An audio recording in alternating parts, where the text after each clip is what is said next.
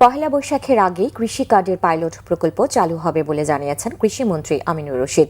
প্রথমে ৯টি উপজেলায় কৃষকদের কৃষি কার্ড দেওয়া হবে। বন ও পরিবেশ মন্ত্রী আব্দুল আওয়াল মিন্টু জানিয়েছেন, মে মাস থেকে শুরু হবে বৃক্ষরোপণ কর্মসূচি। প্রতি বছর ৫ কোটি গাছ রোপণের লক্ষ্য সরকারের। মধ্যপ্রাচ্যে যুদ্ধের কারণে দেশে যাতে প্রভাব না পড়ে সেজন্য সরকারের প্রস্তুতি রয়েছে বলে জানিয়েছেন পররাষ্ট্র উপদেষ্টা হুমায়ুন কবির। সচিবালয়ে প্রধানমন্ত্রী তারেক রহমানের সাথে বৈঠক শেষে তারা এসব তথ্য জানান। আরও জানাচ্ছেন জাহাঙ্গীর আকন্দ। প্রতিদিনের মতো সকাল ৯:১৯টার দিকে সচিবালয়ে নিজ কার্যালয়ে আসেন প্রধানমন্ত্রী তারেক রহমান। দিনভর ব্যস্ততায় কাটান তিনি। দিনের একগুচ্ছ কর্মসূচির অংশ হিসেবে মন্ত্রিপরিষদ বিভাগের সম্মেলন কক্ষে বৃক্ষরোপণ কর্মসূচির অগ্রগতি নিয়ে বন ও পরিবেশ মন্ত্রী আব্দুল আওয়াল মিন্টু সহ সংশ্লিষ্টদের সঙ্গে বৈঠক করেন প্রধানমন্ত্রী। বৈঠক শেষে বন ও পরিবেশ মন্ত্রী জানান, নির্বাচনী ইশতেহার অনুযায়ী আগামী মে মাস থেকে বৃক্ষরোপণ কর্মসূচি শুরু হবে। মে মাস থেকে আমাদের এই বৃক্ষরোপণ শুরু। তো আমরা চাচ্ছি যে এবছরই আমরা যেন ৫ কোটি পূরণ করতে পারি, সেটা নিয়ে আমরা বিস্তারিত আলোচনা করছি। যদি আপনি ১০০টা গাছ লাগান তাহলে ৩০টা গাছ কিন্তু নষ্ট হবে বিভিন্ন কারণে। তো নেক্সট ইয়ারে সেটাকে আমরা নতুন করে করার জন্য ওই ৩০টা যেন রিপ্লেসমেন্ট আমরা করি। সুস্বাস্থ্যের বাংলাদেশ কর্মসূচি বাস্তবায়ন সংক্রান্ত সেলের কার্যক্রমের অগ্রগতি পর্যালোচনা সভায়ও সভাপতিত্ব করেন প্রধানমন্ত্রী তারেক রহমান। বৈঠক করেন সরকারের আরেক গুরুত্বপূর্ণ প্রতিশ্রুতি কৃষক কার্ড চালুর বিষয়ে গঠিত কমিটির সঙ্গেও। বৈঠক শেষে কৃষিমন্ত্রী জানান, আগামী পহেলা বৈশাখের মধ্যে কৃষক কার্ড কর্মসূচি চালু হবে। আশা করি পয়লা বৈশাখের মধ্যে আমরা শুরু করার চিন্তা করছি এবং আশা করি পারব।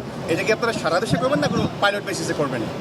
পাইলট যাবে এখন ৮টা-৯টা উপজেলার মধ্যে যাবে, ৯টা উপজেলা, 9টা ইউনিয়নের 9টা ডিভিশন, ওইভাবে আর কি। যারা প্রান্তিক কৃষক আছে, একেবারে প্রান্তিক কৃষক, তাদেরকে কিছু বেনিফিট দেবো ফ্যামিলি কার্ডের মধ্যেই। আর পরবর্তীতে অ্যাকচুয়ালি আমাদের এই কার্ডের মূল উদ্দেশ্য যেটা আছে সেটা হলো উৎপাদন, ভোক্তা,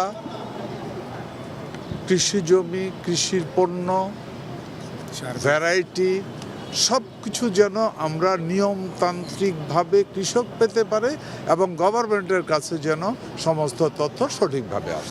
মধ্যপ্রাচ্য যুদ্ধের কোনো প্রভাব যাতে দেশে না পড়ে সে ব্যাপারে সরকারের সব দিক থেকে প্রস্তুতি রয়েছে বলে জানান প্রধানমন্ত্রীর পররাষ্ট্র বিষয়ক উপদেষ্টা। এই ধরনের ক্রাইসিসে যে আমাদের দেশের সব কিছু একটা সাস্টেইনেবল ওয়ে মানে নর্মালিসি থাকে, মানে যত পদক্ষেপ নেওয়ার আমরা নিচ্ছি। আপনি এনার্জি সেক্টরের কথা বলেন, যেখানে একটা ডাইভার্সিফিকেশন দরকার, ওখানে আমরা করব। সৌদি আরব বলেন, ইউএই বলেন, কাতার বলেন, ওখানে সার্বক্ষণিক যোগাযোগ আছে আমাদের। কোনো ক্ষেত্রে যদি এদেরকে ইভ্যাকুয়েশন করতে হয় তাহলে এই প্রস্তুতিও আছে। মিডল ইস্টে যারা চাকরিতে কর্মসংস্থানের ব্যাপারে আমরা এম্বাসিদের সাথে কথা বলছি, ভিসারও এক্সটেনশনের আশ্বাস পাইছি। তো ইনশাআল্লাহ আপনার সব দিকেই আমরা মানে আন্তরিকতার চেষ্টার দিক থেকে কোনো কমতি নাই।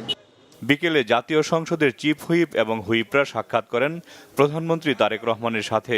এর আগে প্রধানমন্ত্রীর সঙ্গে দেখা করেন আনসারু ভিডিপির মহাপরিচালক মেজর জেনারেল আব্দুল মুতালেব সাজ্জাদ মাহমুদ। শুভেচ্ছা বিনিময়ের পর দেশের শান্তি ও নিরাপত্তা এবং জনসেবামূলক কাজ অব্যাহত রাখার নির্দেশনা দেন প্রধানমন্ত্রী। জাহাঙ্গীর আকন্দ, বাংলা ভিশন, ঢাকা।